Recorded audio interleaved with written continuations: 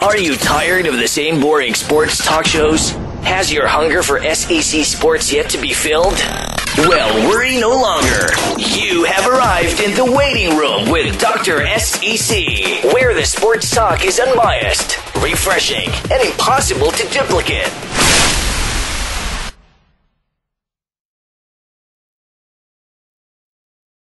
Appreciate you taking some time and being with us. And before we get started, I'm sure most of our listeners are familiar with Saturday Down South. It's absolutely, I believe, I don't know if it's the fastest growing technically, but it sure seems to be the fastest growing information for SEC-based stuff out there. And could you just kind of tell our listeners a little bit about Saturday Down South and what you're doing down there? Well, certainly. I mean, Saturday Down South really blew out of frustration of the lack of coverage of the conference, as a whole in 2010. And we said we're going to create a product that feeds better information and create the largest SEC football audience, and we've done that so far, and we're growing rapidly. And the thing about us, man, is we're fans of the game, and we're fans of the SEC. We're fans of college football. Furthermore, we're for what's best for college football. And I always say, when you come out of the womb in the South, you kind of identify yourself with a college football team, and our site kind of bottles up all that passion and puts it on a web-based digital viewing on Saturday Down South, and we just like to exude the passion of college football and cover all 14 teams equally. Absolutely. Now, taking a look at the SEC, of course, trying to get back to the top of college football once again, fell 1 minute short this past season. Of course, Florida State, if Jameis Winston can stay out of the crab legs industry, should be pretty good again and probably a favorite to get there again. But looking out, I want to start over in the East just for a moment and kind of get your impression, because we know that spring football just ended, and there's only so much you can gather from spring. I mean, I know there's a lot of vanilla offenses, vanilla defenses. I know a lot of times, I don't know if you've had to cover this quite a bit, but a lot of times I get, callers, oh, this guy's the next great thing because he looked good in the spring game, which is really just a glorified scrimmage. But were there any teams that kind of stood out to you this past spring practices out of the East? Well, I think it's more, spring practice for me is more about seeing the younger guys play to build a lot of depth among the team. So it's better for the younger players to showcase their strength. The coaches, even some coaching turnover happens in the spring as well. You have new position coaches. So, I mean, as far as I'm concerned, Georgia year in and year out is one of the most talented teams in all of college football. And they, in my mind, have been a defensive coordinator away the last few years from really, dominating the East like they could have. And so I think the addition of Jeremy Pruitt to Georgia is a huge storyline. It's probably the best hire of any assistant in all of college football. And in my mind, I'm asking myself, does the addition of Jeremy Pruitt to Georgia make them an instant national championship contender? Does it make them the instant favorite in the East? And in my mind, it's hard to argue against that right now. I think Georgia's probably one team that stands out a little bit, obviously replacing the quarterback. Another interesting team is South Carolina. Steve Spurrier feels really comfortable right now with Dylan Thompson taking over the reins of his offense from Carshaw. Has a deep backfield, some receivers that you have to step up, replacing some key pieces on defense, but they've recruited well, and they develop players really well. So that's kind of two teams that stood out in the East, along with, Florida installing a new offense is a huge storyline, and obviously Kurt Roper bringing the spread attack in there. It fits the personnel much better than what they were trying to do, a smash-mouth downhill football team when the player personnel would have been better suited for a spread offensive attack like what they have now. Absolutely. Now, looking back at Georgia, and I couldn't agree with you more, the hiring of Jeremy Pruitt, who could be and seems to be an elite defensive coordinator, and you make a valid point. I mean, to me, and I know there have been other times. I know that in 2007, they were really close to winning the national championship. They just got left out because they couldn't get into the SEC championship game when Stafford was in year two and Noshawn Marino had begun to take over as the running back there. And they were really good then, and obviously came really close in 2012 when they finished just 5 yards short. But really, you could argue the closest and probably most realistic shot they had at a national championship under Mark Richt was 2002 when they went 13-1, and of course just a drop pass against Florida away from probably playing for a national championship. But the reality is that was the last time, in my opinion, they really had a good college defensive coordinator. Now, the Willie Martinez years, I'm sure most Georgia fans want to forget. Todd Grantham, to me, is just an NFL guy. I think he's good X's and O's, but he's not a great teacher. And so, those defenses continue to underperform a lot of his tenure there. And it really appears that this offense that Mark Richt and Mike Bobo have had, really clicking for a lot of years, might have a defense that can catch them now. Well, I mean, let's hope so. I mean, year after year, Georgia puts together the top classes in the country. They have the most talent, of any team in college football, pound for pound. And, they've been a coordinator away. I thought Todd Grantham, in his mind and the players' mind, to hear them talk this spring about what Jeremy Pruitt brought to the table, it's not only, he's a great coach, and he's very demanding, but it's one of those things where they said he's simplifying the defense, and that just speaks volumes. It's almost like they're trying to cure cancer on the defensive side of the ball with Todd Grantham. I mean, players were confused. You could see it last year. The younger players weren't picking up the scheme. They weren't picking up the coverages. They were missing tackles. I mean, it's the most basic stuff, lack of communication, that Pruitt has really brought to the table this spring that, in my mind, kind of sets them apart heading into this season. But it's going to be interesting. I mean, a lot of talk centers around Hudson Mason and replacing Aaron Murray. Well, he doesn't have to be Aaron Murray. Yeah. He can be a quarterback more, suited to the caliber of an A.J. McCarron, more of an effective game manager type player, efficiently distribute the football, and they can still win a championship with Hudson Mason. Now, I don't want to stay on Georgia the whole time, but you make some great points about Jeremy Pruitt and the simplification. One thing he's doing that I love is, first of all, if there's a better four linebackers than Georgia has as their starting four, it's really hard to find them. I mean, those are four really good linebackers. But I love the fact that he's told Leonard Floyd, I basically just want you to pin your ears back and go after the quarterback. And I believe Leonard Floyd and Ray Drew are going to really put up some big numbers this year. I think Ray Drew, too, and obviously Jordan Jenkins is another one who stands to improve his play. But it all comes down, they're going to have an improved pass rush. They're going to have an improved run defense. To me, again, it comes down to the secondary. There were so many communication problems last year.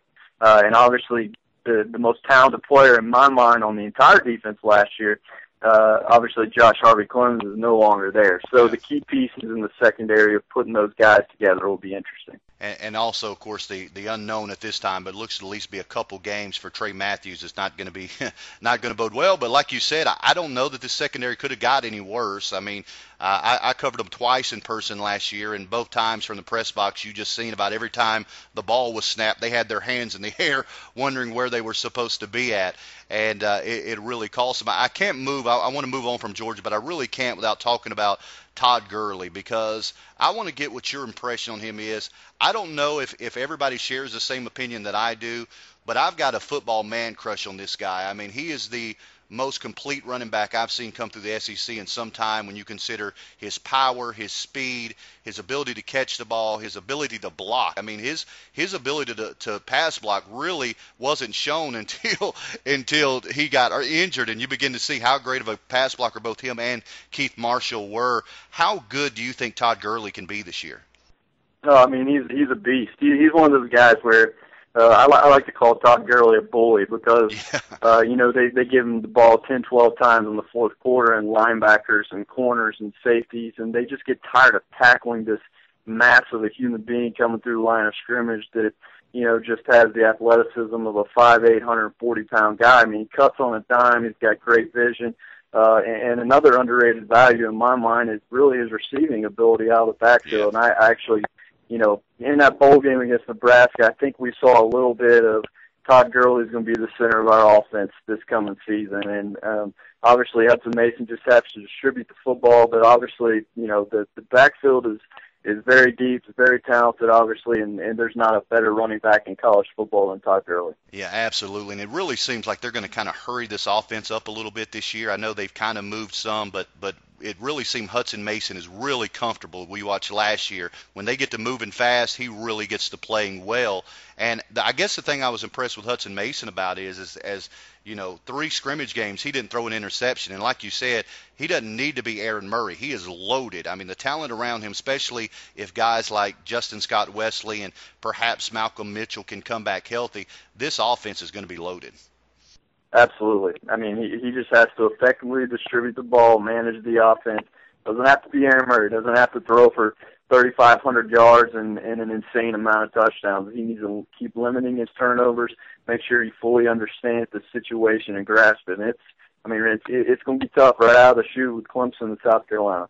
Now, I'm telling you, looking at this eastern side, I've got to be honest. I don't know about you. I pride myself in my game day prediction percentage, but I was nowhere near predicting the proper teams for the SEC championship game last year prior to the beginning of the season. You couldn't have told me in a million years it was going to be Missouri and Auburn. So there's always that, could be, should be, may be. But really it appears to me, there's a couple of dark horses in there. Of course, Florida, but I'm just not sold on Will Muschamp, and I'm not sold on putting in a whole new offensive system and it adjusting that quickly. And Missouri's another team we really don't know. I mean, they could kind of come out, and there are others, but it really appears to be down to Georgia and South Carolina. And to me, for South Carolina, it really comes down to that secondary, how well that secondary is going to grow up pretty quickly. But that defense as a whole, they're losing a lot of good parts. They really are, and kind of the trait of dominance they've had over the last couple of years has really been led by the defensive line. And without Clowney and Kelsey Quarles and Chad Sutton, and yes, they have some caliber players in there, all SEC caliber guys who are going to get after the quarterback, but is it going to be effective enough? Obviously, the best antidote to a young and inexperienced secondary is a great pass rush, and that's something that we don't know yet. Obviously, replacing the corner tandem of Vic Hampton and Jimmy LeGree is one of the bigger question marks in the entire SEC East race. But year in and year out, the SEC East is really turning into a thrilling storyline. You have several teams that can win it, and don't even count out Tennessee at this point either. There's a lot of teams that can make sort of a dark horse run. So I think the East is becoming more of a thrilling storyline every year. There's so much parity. Yeah, absolutely. And you talked about Tennessee. I'm in love with their receiving core. I mean, what they've got coming in, these not only what they got coming back, but the addition of the freshman class and the junior college transfers. I just don't know if they've got the quarterback that can get it to them. But more importantly, that offensive and defensive line is going to have to improve pretty quickly. I mean, they've got nobody coming back for them to be able to have a chance this year. It's the only team in college football that loses all starters on both lines of scrimmage. Yeah. That speaks volumes in a line of scrimmage league where you have to be tough up front. And Butch Jones is pretty much putting it out there, saying we're going to be young. We're going to have a lot of freshmen out there. You're not going to know a lot of names, but we're really building a program. And obviously, there's going to be some choppy waters ahead. But at the same time, I really think that Tennessee is going to be in the SEC East title picture within the next 3 years. Absolutely. Now, looking at them, I agree with you. I think he's getting the depth there. I think they finally got it right. I just don't think they realize how big of a hole they dug with the Lane Kiffin experience for 1 year. And it wasn't what he did when he was there. He was pretty effective for the little bit of time that he was there. Got good recruits, just none of them stayed. And then the Derek Dooley experiment was an absolute disaster. Well, I think it's one of those things where you have a competent coach in there, and Butch Jones is turning heads right now with what he's doing in recruiting. I mean, it shouldn't be that big of a surprise. He's been a great recruiter, and he actually has a brand to sell. He has a program to sell, and you got to remember a lot of these recruits, haven't seen Tennessee win football games. They've been just exposed to the bad Tennessee era. A lot of these guys were in elementary school that they're recruiting right now when Tennessee was winning football games and playing in bowl games, and that's something to remember, just how great of a job Butch Jones is doing. And I think every Tennessee fan will tell you that, the future is bright under Butch Jones. Absolutely. We're talking to Jon Cooper with Saturday Down South. Now moving over to the West, that has been best for some time now, but looking at what's coming back, I think everybody kind of agrees. I want to get your opinion that Auburn and Alabama are on kind of the top of the heap there. And there are some dark horses in the background, but something I've really got my eyes, and I want to get to Alabama and Auburn, so I don't want to spend too much time on these two teams, but I'm really, really looking at these two Mississippi teams and wondering what they can bring to the table. Are they ready to make that jump to maybe not being a true contender for the West, but at least being right there in the hunt? At least they're not out by the 4th or 5th week of the season. Well, it's going to be interesting. I mean, Mississippi State's schedule just absolutely sets up perfect. And this could be the year if they're looking to make a 10-win regular season. This is going to be the year to do it, and they're going to have to upset one of the big three of LSU, Auburn, and Alabama. So that's going to be something to keep an eye on for Mississippi State. They have the players returning. They have the experience. I think Jeff Collins, their defensive coordinator, is one of the more underrated coordinators in entire college football, not just the SEC. I think he's a phenomenal recruiter. I think he's a phenomenal play caller. And then Ole Miss, this is kind of the year everybody had circled saying if they're going to make a run, this is going to be it. They got experience at quarterback. They have one of the best receivers in college football, some veterans along the offensive line, and but that defense is what really excites you. Obviously, Robert Kadiche, the secondary is absolutely loaded. You got linebackers and depth all over the place. So this is kind of the year that Ole Miss fans say, we're going to find out if our program is for real and that recruiting class is for real, and whether or not Hugh Freeze can win a championship here. Now moving up to, which I guess most people have penciled in as number 3 as of now, and that's LSU. And I want to get your opinion on something, because LSU is a team that was really riding momentum, really seemed to be becoming, the trending team in the SEC. They get to the place that, they win the SEC championship. They go undefeated. They go into the national championship game. They have to face Alabama again, which I still say was ridiculous because of the fact they'd already beat Alabama at home, and I've still yet to see where they're going to play the third game to figure out who wins the series.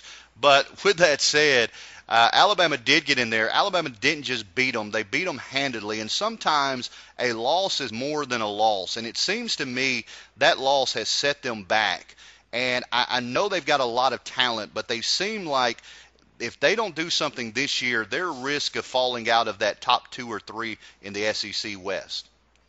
Well, they certainly have a little bit of a hangover from that football game. And I think a lot of LSU fans will tell you that. I think Les Miles will tell you that if he was perfectly honest with you. But, LSU is one of those rare programs in college football that can really absorb an inordinate amount of losses. And the draft has wiped this program out the last few years. And all the skill positions, from quarterback to wide receivers to 3,000-yard backs, they're all gone. But the veteran core unit of this team is the offensive line. It's John Chavis on defense, and obviously we know they're going to have NFL-caliber players. It just depends whether or not they're ready to develop this year. A lot's riding on Leonard Fournette, a lot's riding on Brandon Harris, these young guys that are coming in, Malachi Dupree, Trey Quinn, a lot of these younger freshmen that are just expected to step in and play immediately, provide impacts. It's hard to count on freshmen. At the same time, I think LSU is going to be fine. I really do. They're, top 5 program in college football. They're always going to recruit well. They have a fertile ground in their backyard. So, I think they're going to be fine. It's one of those things where the fan base needs to get energized. They're bored with 10 wins, which is just absolutely amazing at this point. But it's an interesting program for real, and they're one of the few in college football certainly that can have a few losses and really bounce back strong. Now looking up, and we've only got a few minutes left, appreciate you taking some time and being with us, so I'll kind of keep it a little more summarized. But looking at Alabama and Auburn, I want to give you kind of, if I had to choose right now, I think Auburn is the better team right now, just based on the fact that Gus Malzahn, for the first time, having a quarterback coming back, just based on, opening up the offense maybe just a little bit more. We've seen them grow as the season went on. I think having Ellis Johnson year 2, getting guys now in positions where they know what's expected of them. I know they're losing a lot, but I'm really thinking this Auburn team is going to be better than Alabama. But, and that's a big but, with the schedule that they drew, if I had to pick today a winner out of the West, I would have to pick Alabama simply because Auburn has to go to Alabama. And then, as we just talked about, out of the East, somehow, some way, they managed to pull both South Carolina and Georgia. And I know, that Alabama has Florida and Tennessee, but that just doesn't seem as dangerous as Georgia and South Carolina. Well, it's as Steve Spurrier would always point to, whenever the schedule is favorable in your corner, you have to take advantage of it. And this is good. This is a good year to catch Alabama. They're losing some players. I think there's a little bit of head scratching going on, certainly in the defensive secondary. They've lacked a dominant pass rusher over the last couple of years. We know the defense is going to be good enough to win 10 games. It's going to come down to the quarterback play and the offensive line. And There's a lot of questions about the quarterback. I have more questions about the offensive line. I thought they really struggled down the stretch. They lose their best player, in my mind, Cyrus Quandro. So there's a lot of questions right now around Alabama. I do think Auburn is the better team, but obviously they got a little bit of a shaft with the scheduling. As far as that concerns, they go to Georgia and to Alabama. That's tough either way, and even road games at Mississippi State and Ole Miss are going to be brutal. So obviously, if you're picking based off the schedule, you'd have to tip your hat towards Alabama right now. But I do think Auburn is the more electrifying team. I do think they're the better team, and it has to be encouraging that, the defense was mediocre at best last year. Yeah, absolutely, absolutely. Once again, we're talking to Jon Cooper, Saturday Down South. Jon, we appreciate you taking some time being with us. Can you once again tell our listeners, if they haven't been to Saturday Down South, how they can get there, and also your Twitter handle as well? Absolutely. You can get us SaturdayDownSouth.com, and obviously we're on Twitter at SDS. We love interacting with our fans, and we have the best readers with the most passion for all of college football. So we're certainly excited about where this thing is going, and we want you guys to be a part of it. Absolutely. And once again, we want to thank you for coming on the show and encourage our listeners to go follow them on Twitter. Get down to the website. If you haven't been there, get there, because I'm telling you, if I had to choose one source to kind of look at today, Saturday Down South would be the one that I would choose. Once again, we want to thank you for being on the show and hope to have you on again real soon. Hey, thanks for having me. You're trying to save me, stop holding your breath. And you think I'm crazy, yeah, you think I'm crazy.